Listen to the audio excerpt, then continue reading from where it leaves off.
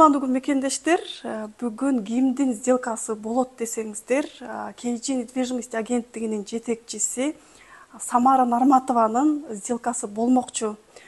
Кайсы жактан үй алып атат, канча калып атат, ежемесячный платежу канчадан чыгат, ошол суроолордун баарына сизге өзү дагы жооп берсин. Самара, үйүң каяктан алып атасың? Бардыңыздарга кутман күн, урматтуу мекендештер. Квартираны Москва шаарынан алып жатам. Метро Перовадан. Негизи мага Росбанктан да одобрение келген, Зульфия. И өзүң билгендей, и Сбербанктан дагы. Негедир Сбербанкты тандадым бул жолу.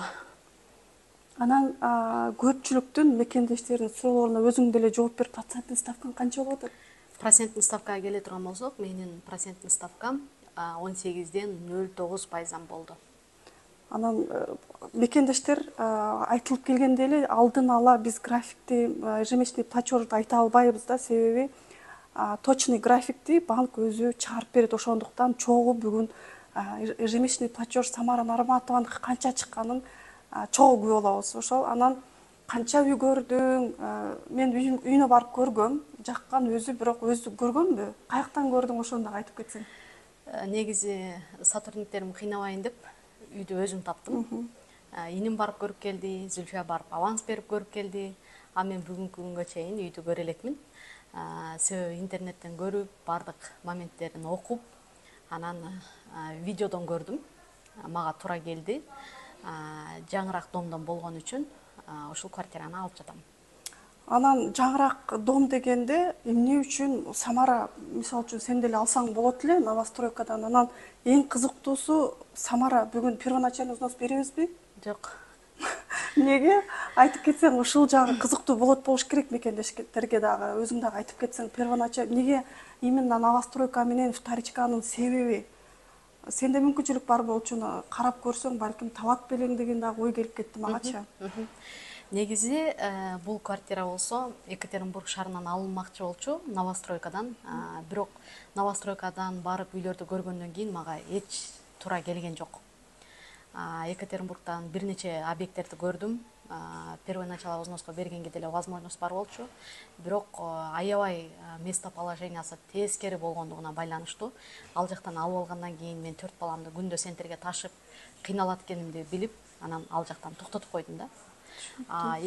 Москвадан үй карайын деп чечкенде дагы, Москвада дагы дал эле ушул эле проблема менен аябай чеке жактардан алса болот экен, областтан, новостройкадан. Бирок мага область негедир жаккан жок. Анан өзүмдүн эле көнүп калган Перово метромдон сонун үй чыгып калды, вторичка, 8 этаж, 14 этажный домдон. Ошону тандаганга туура келди. Анан көбүнчө мекендештердин дагы суроосу көп. Именно сен дагы жооп берип койсоң, ипотекага алганда биринчи очередь эмнеге карап туруп алыш керек негизи? Мисалы үчүн сен билесиң, то что алып ипотека менен таанышсың дегендей, бул биринчи ипотекаң эмес, айтып кетчү нерсе. Себеби көбүнчө биздикилер салыштырат. Былтыркы менен быйылдыкыны салыштырып болбойт. Себеби ушул эле былтыры сиңдисин алган Сбербанктан, бирок процентный ставка башкача болчу. Ошону да айтып кетсең, досрочный погашение кандай болот, же 20 жыл жүрө бериш керекпи сатпастан, ошону дагы өзүң жакшылап түшүндүрүп койсоң. Негизи үй алганда ошол үй сиздерге бардык жактан туура келиш керек. Анан өтө чеке жактан алып, ал жакта жашабагандан кийин, же бир жакшыраак акчага сдавать эте албагандан кийин, ал силерди аркага гана тартышы мүмкүн. Ал эми процентный ставка бул убактылуу. Азыркы ставка өтө бийик. Эгер бул ставка менен алууну башкаларга өзүм алмак эмесмин мисалы. Бул жакшы эле нерсе, себеби ипотека төлөгөн боюнча аябай эле жакшы опытым бар десем болот. бир нече жолу ипотека алып төлөп бүткөнмүн. Өзүңүздөр билгендей 2021 жылы дагы Москва шаарынан 2 бөлмөлүү переводан үй алганбыз. Аны төлөп бүткөндөн кийин эми азыр ал квартираны толугу менен сдавать этсек, бизге какой-то часты түшүп турат. Анан бул квартираны төлөгөн бизге жеңилирээк болот. Ставка түшкөндөн кийин акырындап заявление жазып түшүрүп алам деп, азыр үйлөрдүн баалары турат да, Зульфия. Негизи рынокто карасаң өзүң деле көрсөң болот. Эгер ставка түшкөндөн кийин үйлөрдүн баалары эки эсеге точно көтөрүлөт. Эми эки эсеге деп айтпай эле коеюн, бир 20% точно кымбаттайт. Андыктан баягы элдер бар го, жакшы убакытты күтө берет, удобный убакытты күтө берет. Ал мен болсо эч качан андай убакытты күтпөймүн. Качан гана мүмкүнчүлүк болуп жатса, сөзсүз түрдө ошол моментти пайдаланып алганга аракет кылыш керек. Демек мекендештер, Самара Нарматованын сүйлөгөнүнө жыйынтык чыгарсак болот.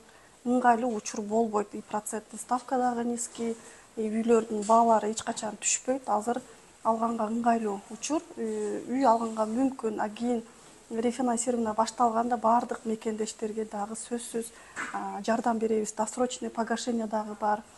Досрочный погашенияны мисалы үчүн 20 жылга калтырбастан 5 жылда, 7 жылда жаап койсоңуздар, бул дагы эң чоң плюс деп ойлойм. Сатканга болот экен, негизи ушул дагы көп мекендештерге кызыктырат да. Калып калабызбы же кандай болот деп ошого да жооп берсем. Эгерде 20 жылга ипотека алып, 5 жылдын ичинде жарымдан көбүн дейлиби, же бир миллион төлөдүңүзбү, же 5 миллион төлөдүңүзбү, үйдү сатып, кадимкидей эле акчаңызды алып кетсеңиз болот. Андыктан бул жерде эч кандай коркунуч жок. Эгер сиз төлөй албай, же болбосо шартыңыз болбой, же такыр Россияндан кеткиңиз келсе, үйдү сатып кете бересиз. Зато убакыттар өтүп атат, туугандар көрүп атабыз, акча чогултуш өтө кыйын. Бул дагы болсо бир акча чогултканга бир мүмкүнчүлүк болуп атат да. Себеби күнүмдүк тиричилик андай мындай болуп күн өтүп атат. Сиздер үй алып койсоңуздар, кыймылсыз мүлктүн баасы көтөрүлгөн сайын сиздерге аябай чоң пайдасы бар. Алсаңыздар болот. Онан айтып кетейин, еще кошумчалап, былтырлары 8 миллиондон баштап 9 миллионго чейин двухкомнатный Москва ичинде тапса болот болчу да. Анан бир жыл өтпөдү, азыр уже 9 миллиондон жогору башталат. Анан эң башкысы мен айтып кетет элем, кошумчалап, биринчи өзүңүздөрдүн шартыңыздарга карап көрүңүздөр. Мисалы үчүн Самараны айтсам, уже ипотеканын жолун билет, 13,5 миллиондон баштады үйдүн баасын айттык болуш керек. 13,5 миллион. Эгерде шартыңызга ыңгайлуу келбесе, аздан баштап көрүңүз. Төлөй аласызбы, кандай болот, баары бир деле жагабы, төлөй аласызбы, потому что бул деле жоопкерчилик. Квартира снимать эткенде деле 5 жыл жашаңыз, 10 жыл жашаңыз, бирок эч бир собственник сизге арзандатып бербейт, көтөрүшү мүмкүн, бирок эч качан дагы сен 10 жыл жашап атасың, сага арзандатып берем деген бир собственникти уккан эмесмин. Анан дагы бир суроо, канча үй көрүш керек алганда, канча үй көргөндөн кийин чечим чыгарыш керек? Кандай болгондо үй жагат, кайсы жактан караган оң? Өзүң канча үй көрдүң, Самара? Үй көрбөй алып атам го. Негизи интернет булактарынан карап, бардык жагынан. Анан башка метролордон деле чыкты. Жаңыраак домдордон да чыкты. Бирок баягы өзүң бир районго жашасаң, ошол метрого көнүп калат экенсиң да. Мекендештерге дагы кандай, эмнеден башташ керек? Себеби баары эле айтышат, ой, бул ежемесячный платеж өтө көп чыгып калды депчи. Сен уже экинчи ипотеканын жолун жакшы билген Самара Нарматовадан кеңешиңди угуңуздар. Эгер биринчи алып аткан квартираңыздар болсо, өтө кымбат албаңыздар деп совет бермекмин. Себеби балким бул ипотека сиздерге жакпайт. Кээ бир адамдар буну жакшы жактары көп, кээ бир адамдар үчүн кыйын болушу мүмкүн, төлөп келгенде. Биринчи арзаныраак квартира алып көрүңүздөр. Ипотека кандай болот? Төлөмдөрүн батыраак төлөп бүткөнгө досрочный погашение кылып, эгерде тез төлөп бүтсөңүздөр, демек сиздерде утук бар, и процентке, банкка процент аябай аз төлөп кетесиздер, мекендештер. Анан ошол эле учурда бүгүнкү менин проценттин ставкам квартира 13 миллион 500гө түштү, 200 миң түшүрүп берди. Мен элдерге окшоп 10-15 квартира көргөн жокмун, сотрудниктеримди кыйнаган жокмун. Өзүм эле көрүп, тандап, окуп чыгып, изучать этип эле ошол квартираны токтолуп, ошол квартирага менен өзүм сүйлөшүп, 200 миң түшүрүп берди. 13 миллион 500гө түштү. банктан ошончо сумма алдым. Айына төлөмү 216 000 туура келди, туугандар.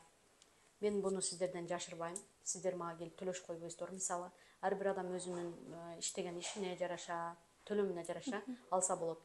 Менин дагы бул жерде ошончо баардык акчаны өзүм жаныман төлөбөйм. Себеби бурда төлөп бүткөн квартирант киргизип, ал жактан жарым отчет, анан бул жакта дагы бир комнатасын сдавать этем. Ошондо где-то жарым акчасы чыгат, жарымын өзүм төлөйм. Ошондуктан алып атканда сөзсүз өзүңүздөрдүн финансовый нагрузканы карап туруп, анан алсаңыздар эч кандай ипотекада кыйынчылык болбойт. Эгер биринчи жолу ипотека алып аткан болсоңуздар, примерно областтан ала турган болсоңуздар, 6 миллиондун тегерегинде деп айтайын, айына төлөмүңүздөр где-то 70-75 миңге чейин туура келет. Ошону мисалы сдавать этсеңиздер, жарым акчасы чыгат, жарым акчасын өзүңүздөр төлөшүңүздөр керек болот. Ошол нерсеге даяр болсоңуздар, коркпой алсаңыздар болот. Кыймылсыз мүлктүн баасы күндөн күнгө өсөт. Эч кандай күйбөйсүздөр. Кыргызстанга кетсеңиздер деле баргандан кийин бир бизнес баштайсыздарбы, же болбосо үй аласыздарбы, ошого прям бир фундамент болуп калат да. Анан эч нерсе жок эле отуруп алып, канчадан төлөйт, аны эмнеге жашырасыңар, ачык айтпайсыңарбы? Ачык айтканда сиздер эмне барып төлөшүп коесуздарбы же кандай, мен түшүнбөйм. Бирок мен өзүмдүн ситуациямды ачык айта алам. Кээ бир адамдар өзүнүн толук маалыматын бирөөгө айткысы келбейт. Туугандар, мисалы сиздер дагы экран артында туруп биздин компания аркылуу үй алсаңыздар, биз дагы элге сиздер жөнүндө толук маалымат айтпайбыз. Анан айтып кеткендей эле турак жайдын баалары негизи жыл сайын кошот. Мисалы үчүн былтырлары эле 8-9 миллиондун тегерегинде Москвадан тапсак болсо, азыр андай баалар жок. Көпчүлүк мекендештер дагы айтат, былтыр менин таанышым мындай процентный ежемесячный платеж мындай депчи. Себеби бир эки кардардын ситуациясы бири-бирине окшошпойт. Мисалы үчүн эки жолу эки башка кетет. Ошону дагы айта кетели. Анан айымдарга кандай кеңеш айтасың? Чогуу жүрөм негизи. Баягы бир нерсени максат кылгандан кийин сөзсүз ага аракет кылыш керек деп ойлойм. Самарага негизи көпчүлүк мындай мотивация алат. Өзү собрание болуп атканда дагы өзүңөрдө мотивация алгыла деп айтат дайыма делечи. Бул мага деле биринчи очередь мотивация. Анан сиздерге дагы бир жакшы сөздөрүн, кеңештерин дагы айтып койсом, айымдарга балким. Негизи көп айымдар азыр экран артында карап турган биздин айымдар деп айтайын эми. Даже кыялдангандан коркобуз да. Кыялданбайбыз. Ошол кыялданып атып дагы бир негативтерди ойлонуп, ошолорду аралаштырып, болбойт да. Анан ошондой болчу эле деп эле кыялыбызды даже токтотуп коебуз. Эмне үчүн кыялдангандан кийин ниет кыласың, периштелер ар бир ниетиңе омин деген болсо, буюрса сен ойлогондон дагы башкача болуп кетиши мүмкүн жашооң. Андыктан биринчи кезекте кыялданыш керек. Анан биздин бир жаман адаттарыбыз бар. Отуруп алып бирөөнүн, мисалы, жакшы нерсени өзгөрөм десең, жолду туура тандашың керек. Баскан турганыңан көп нерсе өзгөрүшү мүмкүн. Мисалы, баскан жолуң, бирөөлөргө жасаган мамилең, бирөөлөр менен турма туруу мамиле жасаган, бул эң маанилүү нерселердин бири. Сиз качан ошол, мисалы, даже жаныңызда жакын бир досторуңуз болуп, сизге ошол адамдын мамилелери же болбосо ал адамдын баскан турганы жакпаса, демек ал досуңузду жашооңуздан чийишиңизге туура келет да. Анан баягы жаман адаттар дегендей отуруп алып ушакташып, ошо ушакташканга убакыт табып, ошондой адаттарды калтырсаңыздар, демек жашооңуздар сөзсүз түрдө сиз ойлогондой болуп өзгөрөт. Ушундай кеңеш бермекмин. Анан жылын сурайлы. Эми кантип төлөйсүң? Көпчүлүк мекендештер 20 жылга алсак эле, значит биз 20 жыл кабат турбайбыз деген дагы коркуулар болот. Ошого дагы жооп беретинде айтып койсоң баарына. Жооп беретинде айта турган болсом, азыркы квартираны төлөп бүткөндөн кийин сиздер менен сөзсүз бөлүшөм. Кудай буйруп, насип кылып, ден соолук болсо, буюрса иштейбиз. жакынкы бир 2-3 жылда төлөйбүз деген ойдо алдык бул квартираны. Андыктан эч ким 20 жыл төлөп калбайт бул квартираны. Азыр акчанын куну аябай учуп кетип аткан учур, өзүңүздөр билсеңиздер. Мурда 100 миң десе азыр жөн эле 100 миң болуп калды. Мурда болсо миллион акчасы бар экен десе азыр жөн эле миллион болуп калды, өзүңүздөр көргөндөй. Андыктан корккондун эч кереги жок. Эгерде төлөгөнгө шартыңыздар болбойт же болбосо кете турган болсоңуздар, кеңири сатып кетсеңиздер болот. Вот кыргыз мекендештерине айта кетсең, мисалы үчүн төлөп атат, көчкөнгө бир план коюп калды, сатканга мүмкүн да турабы? Биз айтып келебиз, бирок сенин оозуңдан да угуп коелу, себеби көп эле 20 жыл төлөйт экен, досрочный погашение, рефинансирование жөнүндө дагы айтып кетсең, азыр ставкалар жогорураак, кичине азыр информация окудум, ставкалар түшөт деген. Сага тоже жаңылык болсун. Ставкалар ставканын түшкөнүн билгени үчүн мен бүгүн квартира алып атам. Мен өзүм если бул нерсе жаман болсо, мен башкаларга сунуштамак эмесмин. Анан кээ бирде жазып каласыздар, бул харам, бул мындай, сен деген жаман нерселерди жасап жүрөсүң деп. Эми ар ким өзүнүн деңгээлине жараша түшүнөт да, бул менин алып барып аткан жумушумду. Бул эми мен өзүмдүн жасап аткан жумушум өзүмө жагат. Бирөөлөргө бир аз болсо да жардам тийип атат деп ойлойм, ишенем ошого. Ставкалар түшкөндө мекендештер, эгер сиздер вовремя төлөп аткан болсоңуздар, просто заявление жазып жүрөсүздөр. Эгерде ошол да кыйын болуп атса, бизге келсеңиздер, сөзсүз биз жардам көрсөтөбүз. Еще ыңгайлуу дагы учур болбойт деп айтып кетем, себеби үйлөр дагы арзан болбойт, процентный ставкалары дагы арзан болбойт, чынбы, аз болбойт, себеби рефинансирование эткенде, мисалы үчүн квартираңды алып койдуңуз, патерди, рефинансирование башталды, ошол моменттен баштап уже ставканы түшүрүп алсаңыздар болот. Анан адаттарга келели. Кандай жаман адатың бар? Негизи жаман адатым бар, өзүмө жакпайт. Эч ушул жаман адатыман айрыла албай койдум. Ушунун үстүнөн деле иштейин деп аракет кылам, бирок эч эле болбойт. Бул эң жаман адатым элдин баары биле турган болду. Мен үйдө тура албайм. Выходной күнү дагы ушул бир ишти бүтүрүп келишим керек, же бир жака барып келишим керек. Эч мындай адамдарга окшоп үйдө жатып алып же болбосо балдар менен көп убакыт өткөрө албаган адатым аябай өзүмдү жүрөгүмө өйкөп келет. Андыктан билбейм эмнегедир энергиям ушунчалык көппү, билбейм да, ошо постоянно бир жака барып бир нерсени бүтүрүп, ошону эртеңки күнгө калтырып койгум келбейт да, ошону бат-баттан бүтүрүп, бардыгын өз убагында аткарганга үйрөнүп адат болуп калыптыр. Ушул адатым жакпайт, себеби кээ бир айымдарды көрүп суктанам. Неделялап үйүнөн чыкпай отурган айымдар бар. Аларды көрүп, мен эмнеге ошентип үйдө эркелеп, мындай отура албайм деп, кээде ушул өзүмдү жүрөгүм өйкөйт. Ошо мекендештер, Самара Нарматованы, биздин жетекчибизди сиздер дагы куттуктап коюңуздар, себеби өзү дагы айта алат. Мен өзүм үй алдым деп куттуктоолорду кабыл алабыз. YouTube каналды ойлонуп жүргөн мекендештерге сөзсүз көргөзүп коюңуздар. Издеп таппай жүргөндөргө видеону менин каналыма катталыңыздар. Бир эле ипотека жөнүндө эмес, дагы башка маалыматтарды дагы тартайын деген оюм бар. Бирок тилекке каршы убакыттын жетишпегендигине байланыштуу көп видеолор чыкпай жатат. Аракет кылабыз, эгер сиздер колдосоңуздар, сөзсүз түрдө bundan da сонун видеолорду чыгарабыз. Бардыгыңыздарга ийгилик.